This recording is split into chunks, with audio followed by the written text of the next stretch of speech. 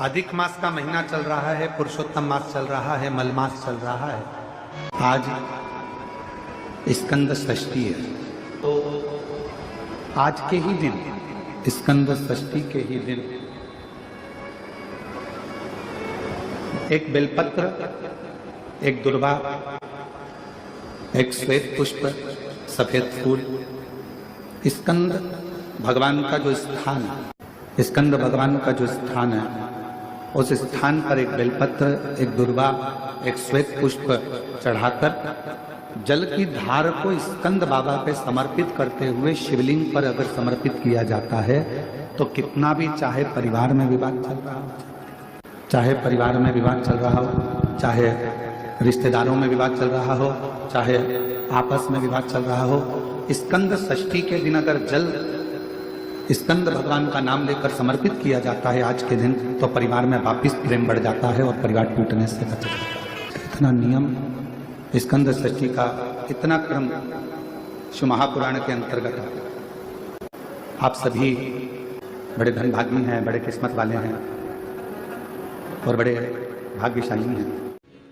शुक्रवार का दिन, तो कहोगे गुरुजी ये कथा कहाँ से निकाल के लाए हो? तो विष्णु पुराण में से आप उसको स्मरण कर सकते हो। काय में से? विष्णु पुराण में से। एक पात्र में देसी गाय का दूध, जल उसमें रखकर, और आपके यहाँ अगर लड्डू गोपाल हो, यदि आपके घर में ठाकुर जी हो, लड्डू गोपाल हो, विष्णु जी का कोई स्वरूप हो, श्री हरि का कोई स्वरूप हो, तो उस पर शुक्रवार के दिन आप संध्या के समय पर दुर्वा डालकर, उस दुर्वा से अगर लक्ष्मी जी के नामों का 108 बार उच्चारण कर कर, घी का दिया लगाकर, कैसर के चावल साथ में रखकर, केवल उस जल का और दूध का मात्र छींटा देते हो, तो उसके घर में कभी लक्ष्मी की कमी नहीं आ सकती, संपदा बढ़ती चली जाती है।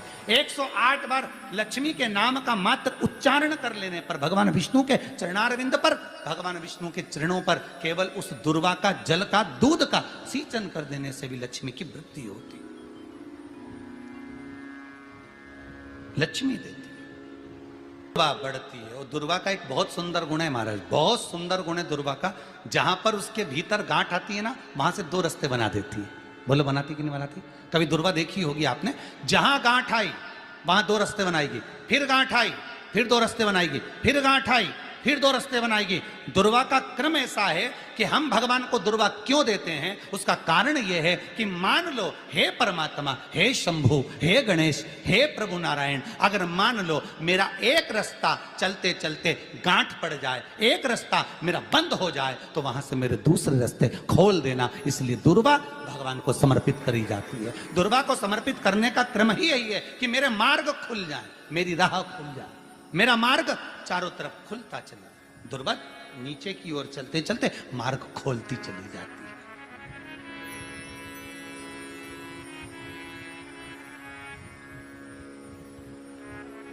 अमृत है ये, इसलिए नष्ट नहीं होती।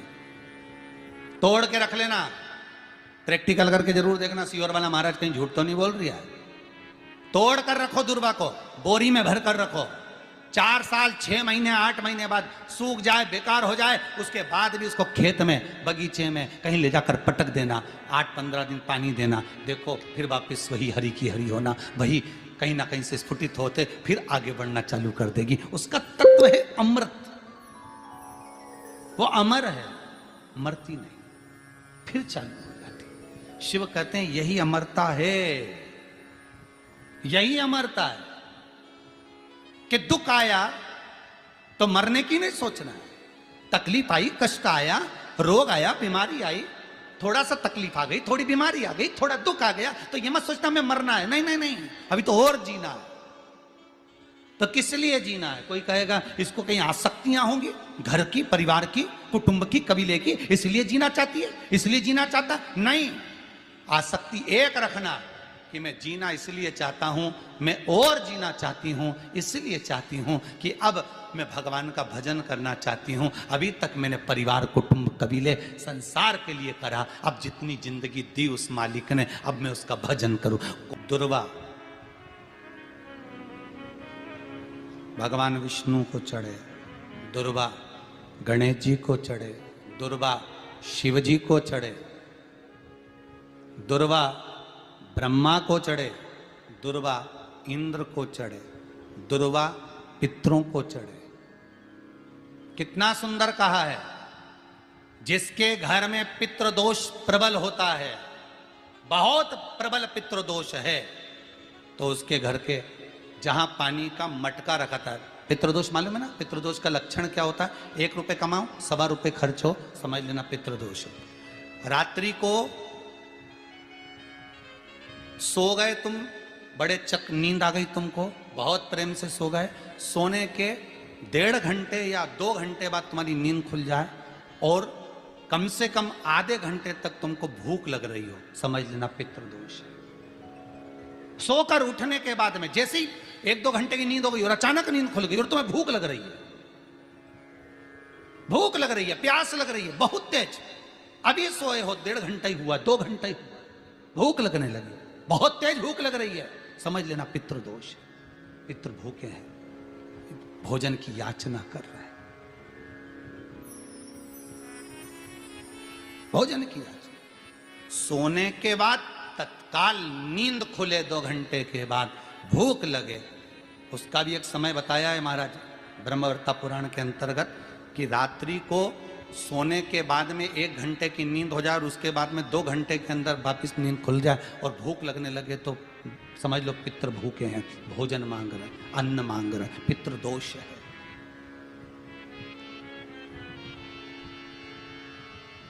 पितृदोष का कुछ कुछ वर्णन किया गया है।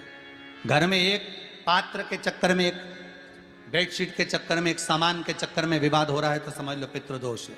1 रुपया कमाया, 1.25 खर्च हो रहा है, पितृदोष है।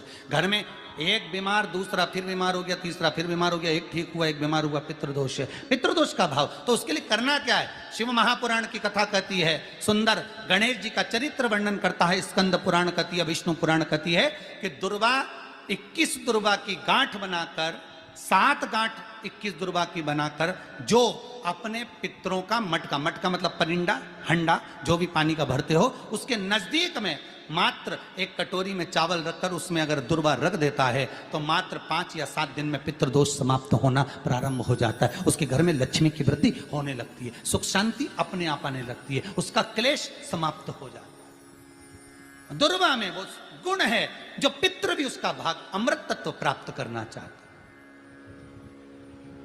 अमृत देना चाहता। और सरल भाषा में समझिए, जिसकी फैक्ट्री नहीं चल रही हो,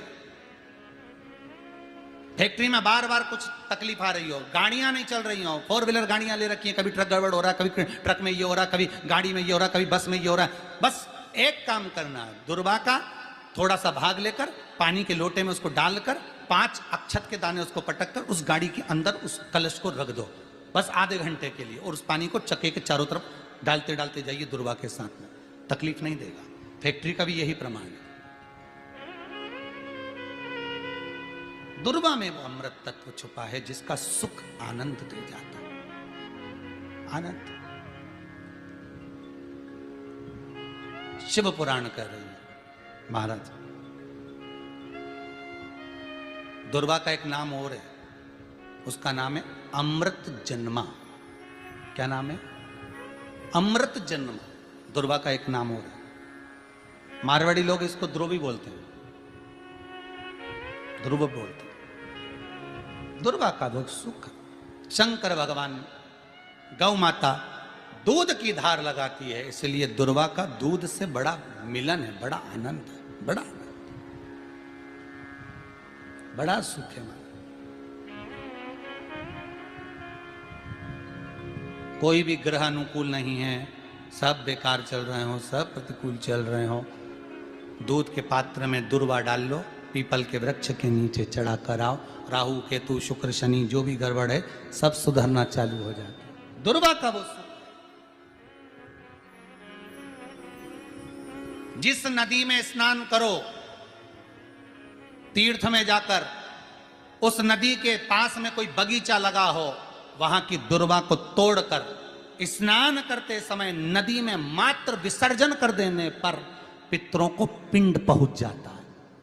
मात्र उस दुर्वा का विसर्जन कर देने पर पितरों को पिंड का भाग मिल जाता है। अभी ना तो तुम्हारे पास में आटा है, ना तुम्हारे पास में चावल है, ना तुम्हारे पास में पिंड है, ना कोई तुम्हें संकल्प छुड़ा रहा है, ना कोई तुम्हारे पास में वस्तु है, उसके बाद भी पितरों को भाग मिल रहा है। काय से? केवल एक दुर्वा के तत्व से। स्नान करने से पहले पवित्र नदी में, गंगा, यमुना, नर्मदा, सरयू आदि किसी पवित्र नदी में आप स्नान कर रहे हो, वहां के बगीचे में घूमकर आप जाते तो हो, पैदल ही नहाने जाते हो, तो घाट के आसपास में कोई बगीचा, वहां की दुर्वा तोड़ ली, एक दुर्वा नहाने से पहले अपने पूर्वजों पितरों के नाम से नदी में छोड़ दी। फूल तो छोड़ते ही हो, दिया भी छोड़ते हो, बस एक ही चीज नहीं छोड़ते, वो दुर्वा, और वो ही काम की,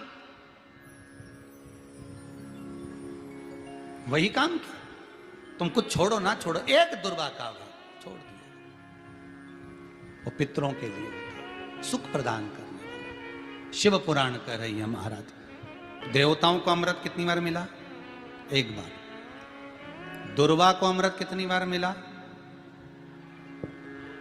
जम के बोलिए, 5 बार। कार्य सिद्धि के लिए 5 दुर्वा गणेश जी को चढ़ाई जाती है, आज भी नियम।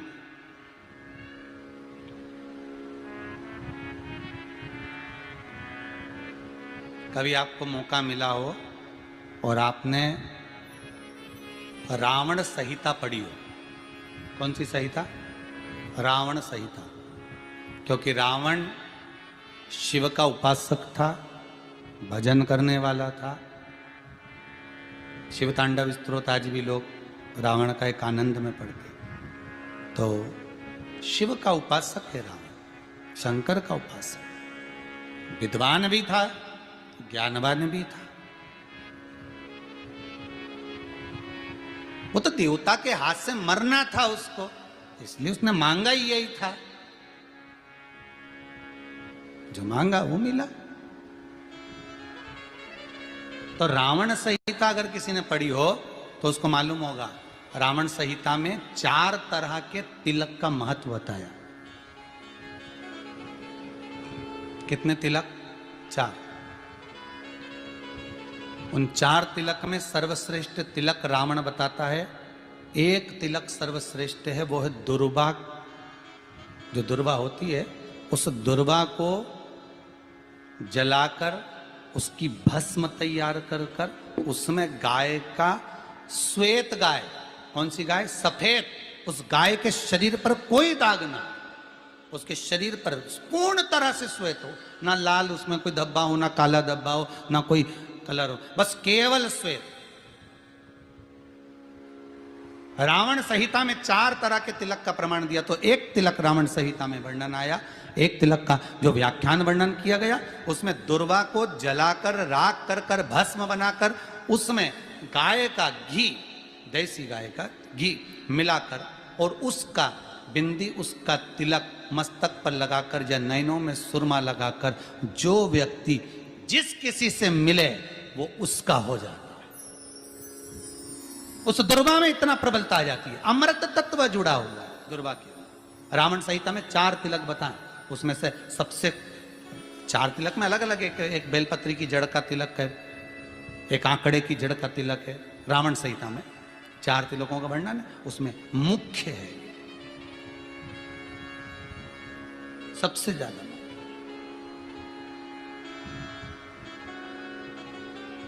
हम तो कहेंगे, अगर मान लो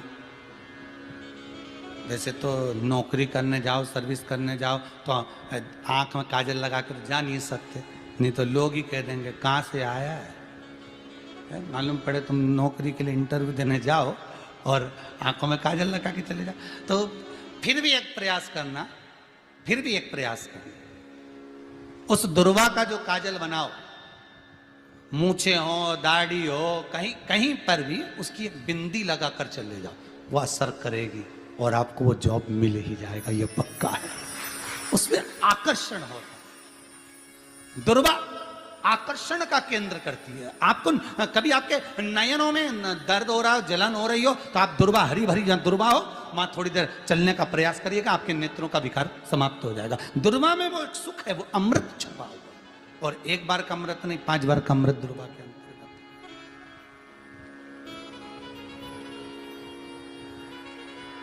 कौन से देवता हैं जिनके ऊपर दुर्वा का जल दूध में मिला हुआ छीटा जाए श्वेत गाय के। देखो दूध का प्रमाण बार बार दुर्वा के साथ आया, उसका कारण क्या है? क्या कारण हो सकता है उसका? उसका एक कारण है, समुद्र मंथन के समय पर सबसे पहले कुछ निकला था, तो समुद्र मंथन में सबसे पहले निकली थी गौ माता निकली थी। क्या निकली थी? गाय। सबसे पहले निकली थी गाय। और कितनी गाय निकली थी? 5। पहली नंदा, दूसरी सुभद्रा, तीसरी सुरभि, चौथी सुशीला, 5वीं बहुला। ये 5 गाय समुद्र मंथन में निकली। अब समुद्र मंथन में जब गौ माता निकली तो सारे 33 कोटि देवता मंथन में जो लगे हुए थे, उन मंथन को करते करते देवता थक चुके थे। सारे देवता थक चुके थे। बहुला सुरभि और सुशीला से बोली, सुभद्रा से बोली, नंदा से बोली, अपना काम है, एक काम करो, अपन आप रूप दूध की धार बहाना प्रारंभ करो। अपने आप दूध की धार हम मृत्युलोक में हम भेजें इन देवताओं के लिए, तो देवताओं को अमृत तत्व मिलेगा, आनंद होगा। और गौ माता ने ऊपर खड़े होकर जो दूध बहाना प्रारंभ करा, वो देवताओं के मुख में आधा तो गया और आधा दूध समुद्र पर जब गिरा, और जो मंथन चल रहा था उस मंथन के चलते, कभी दूध का दही का मंथन करना तो क्या निकल कर आएगा? मक्खन आ जाएगा। वो मक्खन तैरता हुआ समुद्र की लहर से दुर्वा पर जा पड़ा। इसलिए आज भी दुर्वा के साथ में गौ माता के दूध का बड़ा प्रमाण है। वो भी देसी गाय, जर्सी नहीं, विदेशी नहीं, देसी गाय। और देसी गाय का दूध का बड़ा बड़ा प्रमाण है सर। हम कई बार कथाओं में कहते हैं, जैसा खाया अन्न, बोलते जाओ, वैसा हो गया मन। जैसा पिया पानी, वैसी हो गई वाणी। और जैसा पिया दूध, वैसी बन गई बुद्धि। बुद्धि कैसे बनी है? दूध से बनी। डब्बे का दूध पियोगे तो डब्बे हो जाओगे, थैली का दूध पियोगे तो थैली, बोतल का दूध पियोगे तो बोतल। तो दूध का बड़ा असर।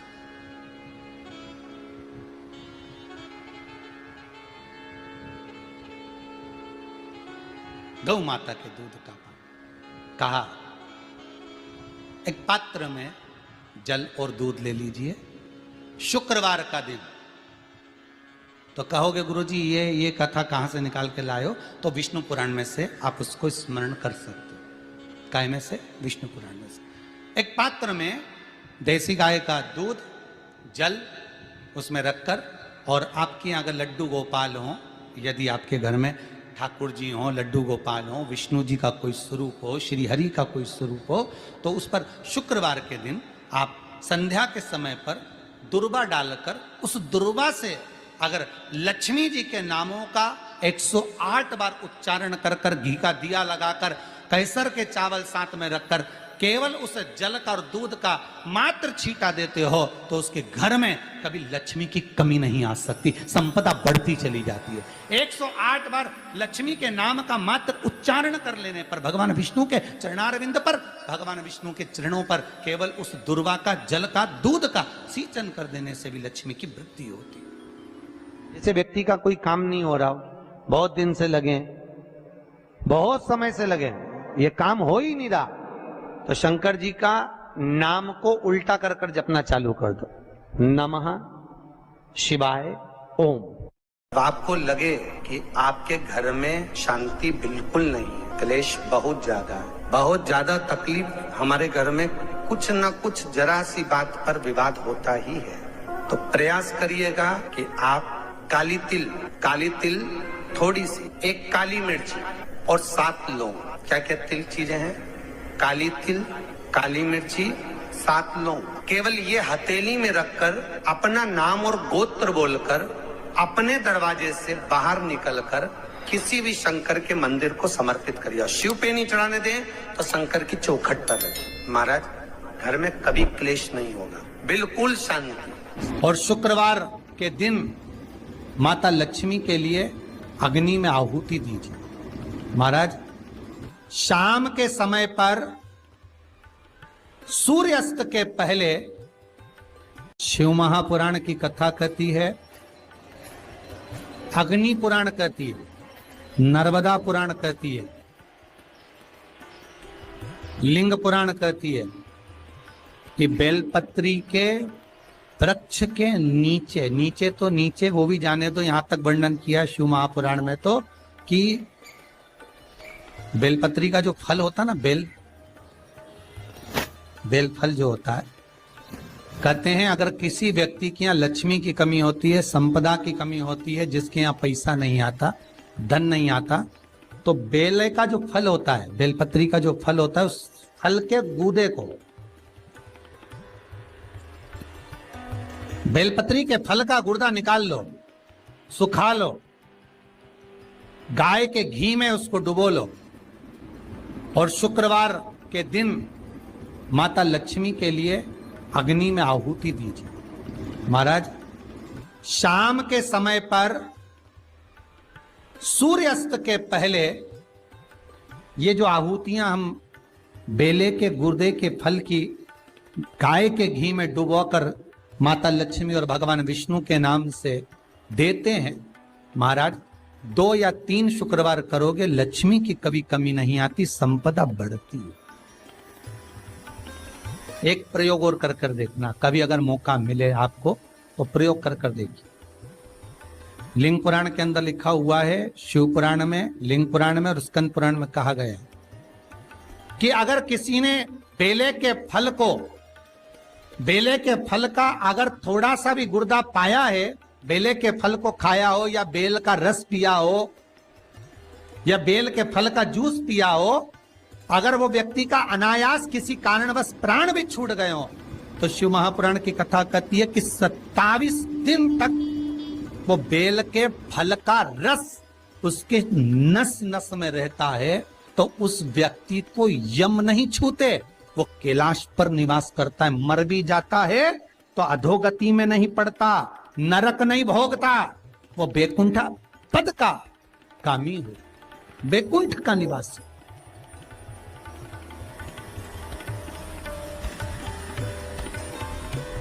बैकुंठ का निवास।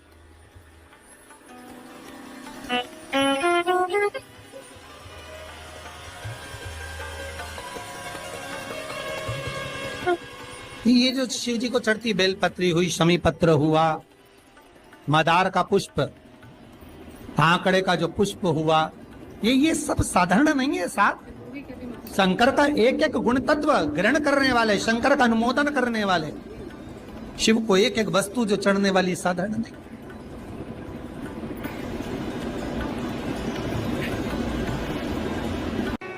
जिसके घर में संपदा की कमी होती है, जिसके घर में कर्जा बढ़ जाता है, लक्ष्मी नहीं आती, बहुत टेंशन की जिंदगी जीता है मनुष्य, व्यापार चल नहीं रहा, बहुत तकलीफ का जीवन चल रहा होता है, तो आज भी नियम है महाराज कि सोमवार, शुक्रवार, ये 2 वार ऐसे हैं, इन 2 वार को यदि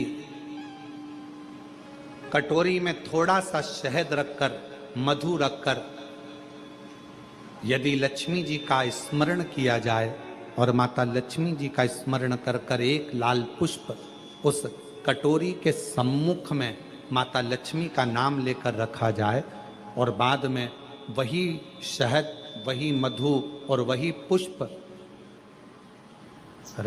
सोमवार का दिन और शुक्रवार के दिन लक्ष्मी का पूजन कर कर, स्मरण कर कर, दूसरे दिन शुक्रवार के दिन पूजन करें, शनिवार के दिन उस मधु का, उस पुष्प का विसर्जन करें, सोमवार के दिन पूजन करें लक्ष्मी जी का स्मरण कर कर, और मंगलवार के दिन अगर विसर्जन करें, 5 या 7 सोमवार या शुक्रवार को यदि आप मधु का भोग लक्ष्मी जी को लगाना प्रारंभ कर दें, शिव का नाम स्मरण कर कर, तो उसके घर में कभी संपदा की कमी नहीं होती, लक्ष्मी उस संपदा को बढ़ाती। महाराज, हम तो आपसे निवेदन पहले भी करे, आज फिर करते। मान लो आपको ऐसा लगता है कि घर में बीमारियां ज्यादा घेर रही है, तो एक बेल का टुकड़ा, बेले का फल का एक टुकड़ा अपने ही घर में कहीं पर भी कटोरी में रख दीजिए शिव का स्मरण, सुख प्रदान करेगा। अगर थोड़ा बहुत रोग आ भी गया निकल जाएगा, और बड़ी बीमारी में कोई फंस नहीं पाएगा, ज्यादा जनहानि नहीं होगी, तकलीफ नहीं भोग पाएगा। शिव को प्रिय है। फिर वही स्कंद पुराण का संवाद आगे। बेल पत्री के वृक्ष की जो जड़ होती है, उस जड़ के अंदर 33 कोटि देवताओं का निवास होता है। 68 करोड़ तीर्थ बेलपत्री के पेड़ के नीचे रहते हैं। 68 करोड़ तीर्थ मात्र बेलपत्री की छांव में, बेलपत्री के नीचे विराजमान होते हैं।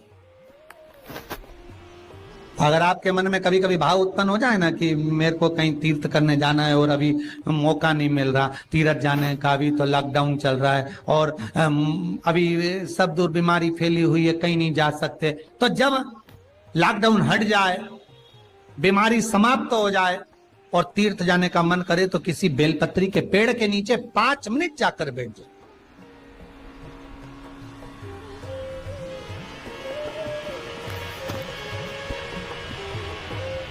और जप लो, श्री शिवाय नमस्तुभ्यम। जितने बैठे हो टीवी के सामने प्रेम से बोलो, श्री शिवाय नमस्तुभ्यम। जितने टीवी के सामने बैठे और फिर से बोलो, श्री, साथ में बोलो, आगे आगे नहीं, श्री शिवाय नमस्तुभ्यम। जब तुम्हारा मन करे मुझे चारों धाम जाना है, जब तुम्हारा मन करे कि मुझे काशी जाना है, जब तुम्हारा मन करे मुझे उज्जैनी जाना है, जब तुम्हारा मन करे कि मुझे ओमकारेश्वर, मुझे सोमनाथ जाना है, भीमा शंकर, बैद्यनाथ, मल्लिकार्जुन जाना है, केदारेश्वर जाना है, बस नागेश्वर जाना है, थोड़ी देर के लिए बेलपत्री के पेड़ के नीचे जाकर बैठो।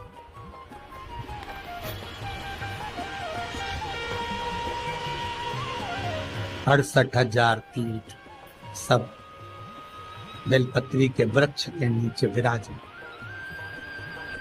जहां पर देवराज के प्राण छूटे वहां बेलपत्री का पौधा है, बेलपत्री का वृक्ष है। हिंदू धर्म में आज भी रीति है, मरने वाले व्यक्ति, अब तो ये कोरोना महामारी में ना गाड़ी में भरे ने लेकर चले गए और जला दिया, पर पहले जो नियम था शास्त्रार्थ के अनुसार, जब कोई व्यक्ति मरता था उसको कंधे पर लेकर जाते थे, तो ले जाने के बाद में बीच राह में एक स्थान ऐसा आता था जहां पर अर्थी को उतारते थे। विश्राम स्थल पर उस अर्थी को उतारा जाता था, और वो केवल विश्राम स्थल ऐसे नहीं होता था, वहां पर बेलपत्री का पौधा होता था, पेड़ होता था। उस बेलपत्री के वृक्ष की छांव उस मुर्दे पर भी पड़ जाती थी तो उसको यम की कैद नहीं भोगना पड़ा, उसको यम की कैद, यम की त्राण नहीं भोगना पड़ा।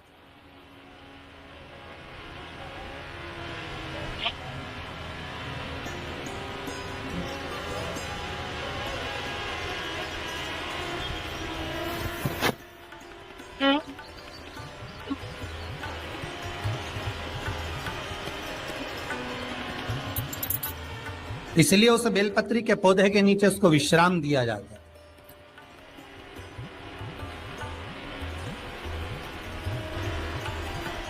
बेलपत्री के पौधे के नीचे उसको विश्राम दिया। जब शिव कह रहे हैं, देवराज तेरे प्राण छूटे, मना नहीं है तेरे प्राण छूटे, पर तेरे प्राण जहां छूटे वो बेलपत्री का वृक्ष था।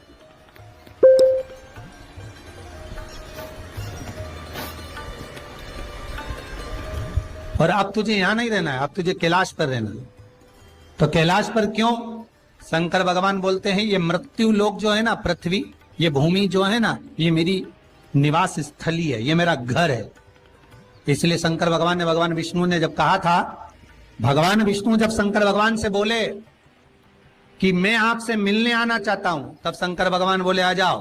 तो भगवान विष्णु पृथ्वी से एक हाथ ऊपर पांव रखकर चल रहे थे। तो शंकर जी ने पूछा तुम पांव जमीन पर क्यों नहीं रखते, पृथ्वी पर रखो। शिव जी, मैं पांव पृथ्वी पर नहीं रखता, क्यों? नहीं नहीं नहीं नहीं, मैं पांव पृथ्वी पर नहीं रख सकता। आखिर क्यों? शंकर भगवान से भगवान विष्णु कहते हैं पूरी पृथ्वी पर छोटे छोटे कंकर नजर आते हैं, हर कंकर में मुझे शंकर नजर आते हैं। जब कंकर में शंकर दिखेगा तो मैं पृथ्वी पर पांव कैसे रख सकता हूं? शिव जी बोले, भाई नारायण भगवान विष्णु से बोले, है नारायण, अगर आप इतनी दूरी बनाकर रखेंगे तो फिर हमारे करीब में कौन आएगा? हम चाहते हैं कि आप हमसे मिलकर रहें, हम आपसे एक क्षण की दूरी सहन नहीं कर सकते। आप हमसे चिपक जाएं, लपट जाएं, आप हमसे रम जाएं, हम आप में रम जाएं।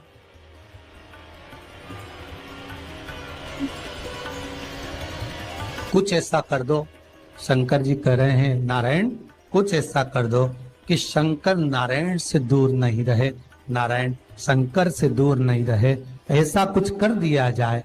तब भगवान शिव ने भगवान विष्णु से कहा, एक काम हो सकता है कि आप सांप बन जाओ।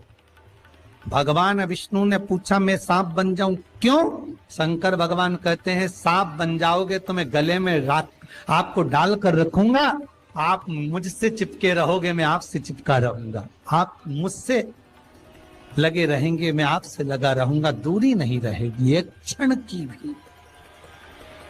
और भगवान विष्णु सर्प बन गए, भगवान विष्णु सांप बन गए।